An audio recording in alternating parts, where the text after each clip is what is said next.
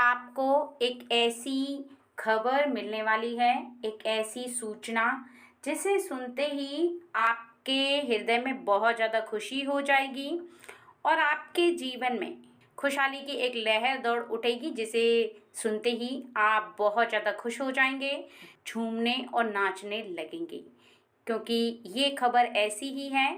जिसे सुनकर कोई भी व्यक्ति बहुत ज़्यादा प्रसन्न हो जाए, क्योंकि जीवन में कई बार अचानक से मिलने वाली कुछ ऐसी खबर जिसे सुनकर कोई भी व्यक्ति खुशी से फूले नहीं समाता है, उसे बहुत ज़्यादा खुशी प्राप्त होती है। ठीक है, क्योंकि यहाँ पर जो खबर मिलेगी वो कुछ ऐसी है, जीवन में जिसका फल आप प्राप्त करना चाहते थे, कुछ ऐसा कार्य जो कि आपके जीवन में आप कर रहे थे, लेकिन जिस खुशी को प्राप्त करने के लिए कर रहे थे उसका फल आप नहीं देख पा रहे थे। एक कार्य जो कि किसी ने आपको बताया था, कुछ ऐसा करने के लिए जहाँ पर आप लगातार जा रहे थे उस क्रिया को करने के लिए, लेकिन धीरे धीरे करके उस क्रिया ने अपनी शक्ति को, एक ऐसी शक्ति को इकट्ठा कर लिया है जिस शक्ति के द्वारा आपके जीवन में अब वो असर दिखाने लगी है। और उसी वजह से आपको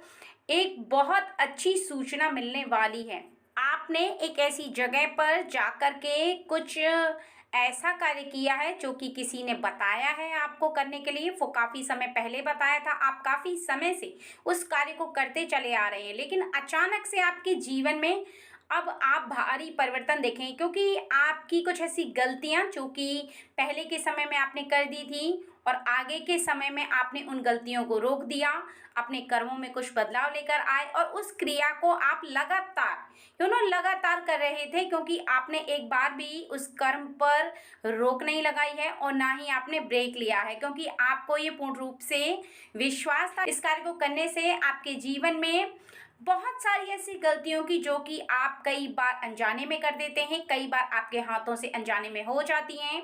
आपको आभास नहीं होता है, लेकिन जब परेशानियां आपको घेरती हैं तब इस बात का आपको आभास होने लगता है कि कहीं ना कहीं आपके हाथों से कुछ ऐसी गलती हो गई है, आपके हाथों से कुछ ऐसी गलती हो गई है जिसको अब आप सुधार नहीं सकते, क्योंकि आगे गया समय पीछे लौट कर नहीं आता और आपके हाथों से हुआ कोई भी ऐसा कर्म जिसको आप कर चुके हैं वो आप वापस जा कर के सही नहीं कर सकते, क्योंकि उसके लिए आपको आगे कर्म बदलने होंगे, कुछ ऐसा कार्य करना होगा जिससे कि उस की हुई गलती की आपको माफ़ी मिल जाए। और आपके जीवन में ऐसा हो चुका है, उस एक क्रिया की वजह से, उस एक कर्म की वजह से आपको माफ़ी भी मिल गई है और आपके जीवन में अब जो होने वाला है वो बहुत ही अलग बहुत ज़्यादा अद्भुत चमत्कार है, जिसके बारे में आपने कभी कल्पना भी नहीं की होगी, आपने सोचा तक नहीं होगा वो होगा। क्योंकि यहाँ पर जिस पर्सन के बारे में बताया जा रहा है उस पर्सन से एक ऐसी गलती हो गई थी, अनजाने में भी हुई थी और कुछ जानबूझ करके भी हुई थी, क्योंकि उसे इस बात के बारे में पता था कि उस गलती को करना नहीं चाहिए, लेकिन फिर भी कोई मजबूरी के चलते उससे वो गलती हो गई थी। लेकिन यहाँ पर जब वो गलती हुई तब उसे इस बात का एहसास हुआ कि उसने एक ऐसी गलती कर दी है, क्योंकि उसे इतनी सारी दिक्कतों का सामना करना पड़ा, अचानक से उसके जीवन में परेशानियों ने उसे घेर लिया था और तब जाकर के उसे ये रियलाइज़ हुआ कि सच में कहीं ना कहीं उससे एक ऐसा गलत कार्य हो गया है जिसकी वजह से अब आने वाले समय में उसे कहीं ना कहीं परेशानी का सामना करना ही पड़ेगा। हम जब भी कोई कार्य करते हैं, जब भी किसी भी एक्टिविटी को करते हैं, तो हमारे हृदय में इस बात का संपूर्ण आभास हो जाता है कि हम सही कर रहे हैं या गलत कर रहे हैं, क्योंकि जिस कार्य को हम करते हैं वो कौन सी ऊर्जा को उत्पन्न करता है ये हमारे हृदय को बहुत अच्छे से पता होता है, क्योंकि हमारे हृदय में इस बात का आभास होने लगता है कि यदि हम कोई गलती कर रहे हैं तो हमें बहुत ज़्यादा भय बहुत ज़्यादा डर लगने लगता है, तो हमें पता चल जाता है कि हम कहीं न कहीं कोई ऐसी गलती कर रहे हैं, जहाँ पर हम सही कर रहे होते हैं, वहाँ पर हमारी फीलिंग होती है वो बहुत ज़्यादा अच्छी होती है। हमें पता चल जाता है कि हम बिल्कुल सही कार्य को कर रहे हैं। हमारा हृदय ही उस बात का संकेत दे देता है, हमें किसी से पूछने की आवश्यकता नहीं होती है। और कई बार घर परिवार के कुछ लोग ऐसी बातों को देख करके, ऐसे कर्म को देख करके भी आपको बता देते हैं कि यहाँ पर आपने गलती की है और इस गलती को आप ठीक करो, तब भी आपको पता चलता है कि कहीं ना कहीं आपसे गलती हो रही है। इस सिचुएशन में जब आपको ये पता चल जाए कि आपने गलती की है, अब उस गलती को कैसे सुधारा जाए, क्योंकि आपने गलती कर चुकी है, समय जा चुका है। इसके बाद आपने एक ऐसा कर्म शुरू किया और वो कर्म है जिससे कि आपके जीवन में चमत्कारी परिवर्तन आया, अर्थात देवों के देव महादेव ने भी आपको माफ कर दिया आपकी की हुई गलतियों के लिए। आपको सभी देवी देवताओं ने माफ कर दिया है आपसे जो भी गलती हुई है उसके लिए, ठीक है। लेकिन यहाँ पर जो आपका कर्म था वो है प्रति शनिवार को प्रातःकाल जब सूर्य निकलता है उससे पहले ही आप शनि देवता के लिए उनके मंदिर में जाकर के पीपल के वृक्ष के नीचे हर शनिवार को आप दिया रख करके और वहाँ पीपल के वृक्ष में आप जल चढ़ाना प्रारंभ कर चुके थे, क्योंकि आपको इस बात का पता था कि शनि देव ही है जो कर्मों के दाता हैं, जो अच्छे बुरे कर्म का फल देते हैं वही दाता हैं और वही आपको आपकी गलतियों के लिए माफ भी करेंगे, ठीक है। इसलिए आपने बिना सोचे समझे जैसे ही इस कार्य को शुरू किया है, शुरू करते ही आपके जीवन में शीघ्र ही आपको कुछ चमत्कार नहीं दिखाई दिया। काफी समय हो चुका था, तब तक आपको ऐसा लग रहा था कि आपकी क्रिया से आपके जीवन में कुछ भी परिवर्तन नहीं आ रहा है। जैसी सिचुएशन पहले चल रही थी वैसी ही सिचुएशन आपके बाद में भी हो रही थी। आपको ऐसा लग रहा था कि आपकी पूजा का आप जो कर रहे हैं उसका कोई फल प्राप्त नहीं हो पा रहा है। फिर कुछ समय पश्चात ही आपने सूर्य को जल अर्पित करना प्रारंभ किया। यहाँ पर आपने डबल शक्ति को एकत्र किया है। कर्मों के दाता शनिदेव से आपने माफी मांगने के लिए जो कर्म प्रारंभ किया था उससे आपको आपकी गलतियों की माफी मिली और जहां आप सूर्य को जल अर्पित करना शुरू कर चुके थे वहां पर आपने सभी ग्रह को अपने अनुकूल कर लिया, क्योंकि यहाँ पर साफ साफ बताया गया है कि सभी देवता जो जो सभी ग्रह हैं वो सूर्य के अनुकूल हैं और जैसे ही आपके अनुकूल सूर्य हुए वैसे ही आपको सभी ग्रहों से माफी मिल गई, क्योंकि पृथ्वी पर जो कुछ भी होता है वो सभी सूर्य की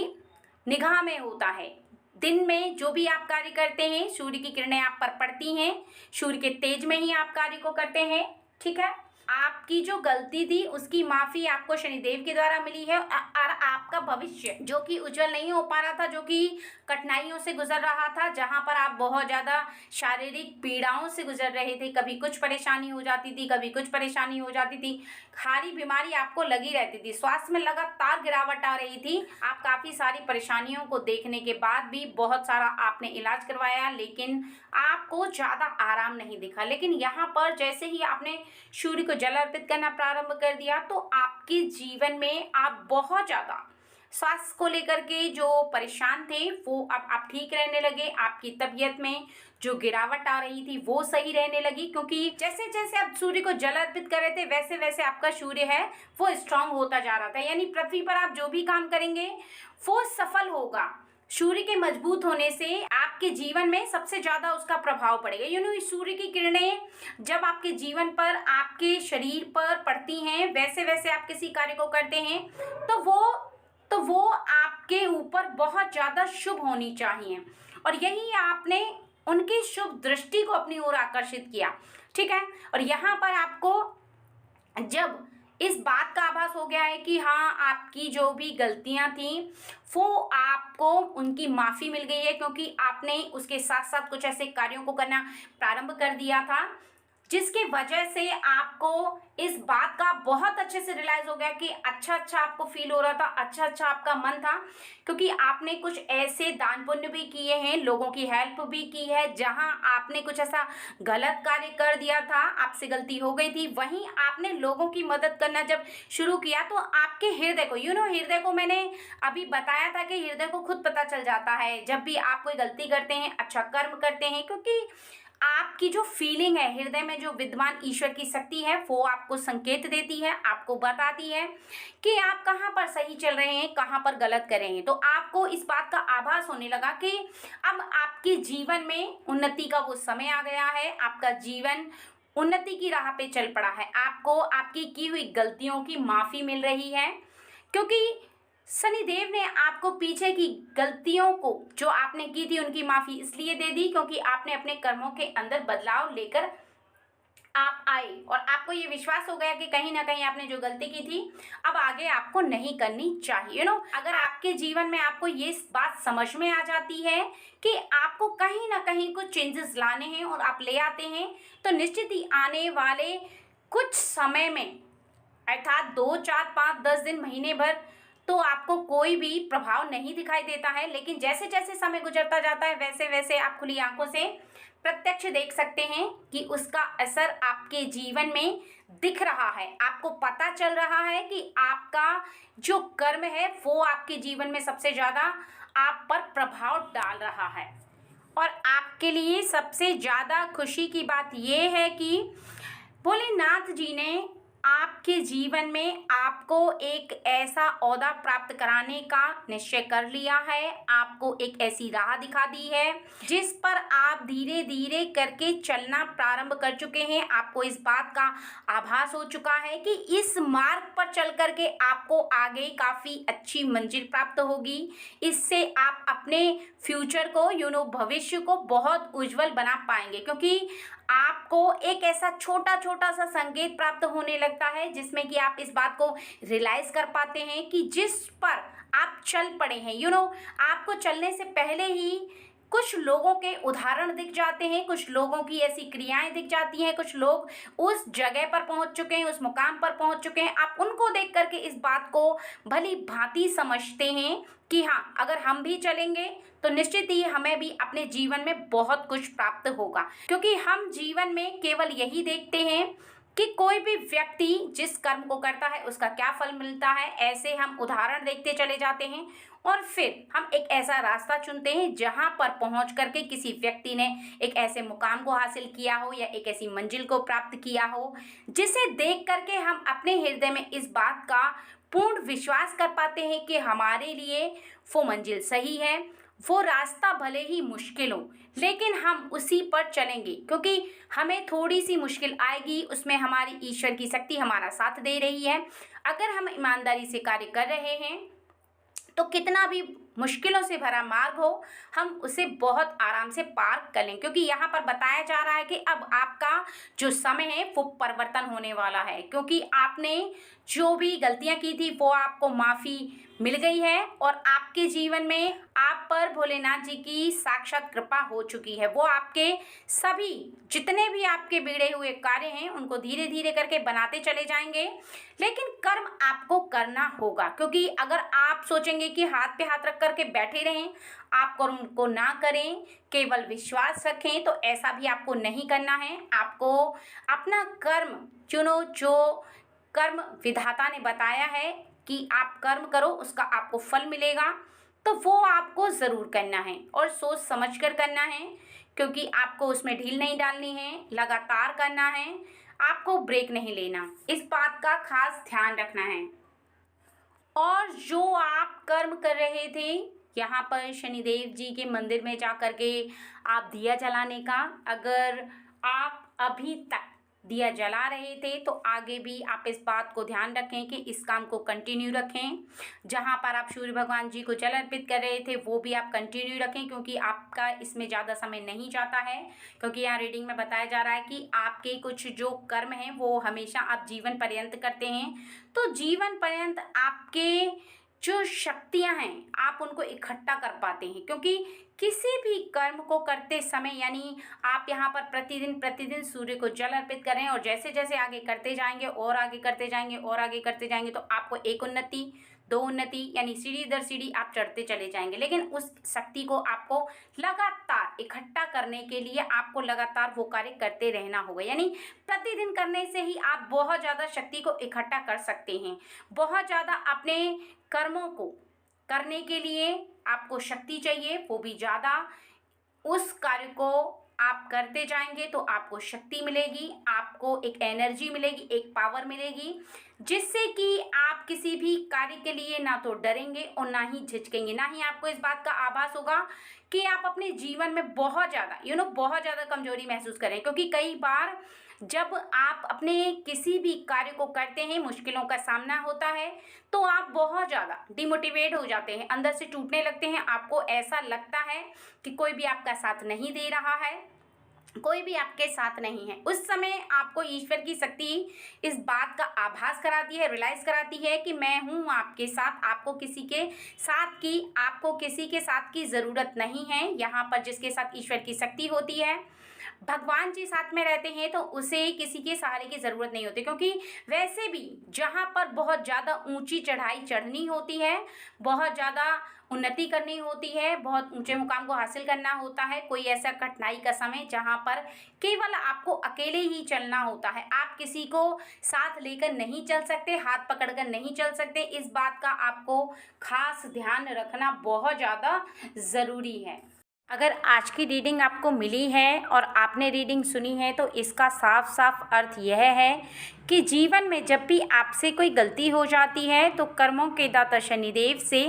आप माफ़ी मांगें। उनकी माफ़ी के लिए यदि आप चाहें तो पीपल के वृक्ष में जा कर के आप दिया जला सकते हैं, आप चाहें तो शनिदेव के मंदिर में जा कर के दिया जला सकते हैं, या फिर आप कुछ ऐसे कार्य कर सकते हैं जिससे कि शनिदेव प्रसन्न होते हैं और आपको कर्मों की माफ़ी मिल जाती है। कई बार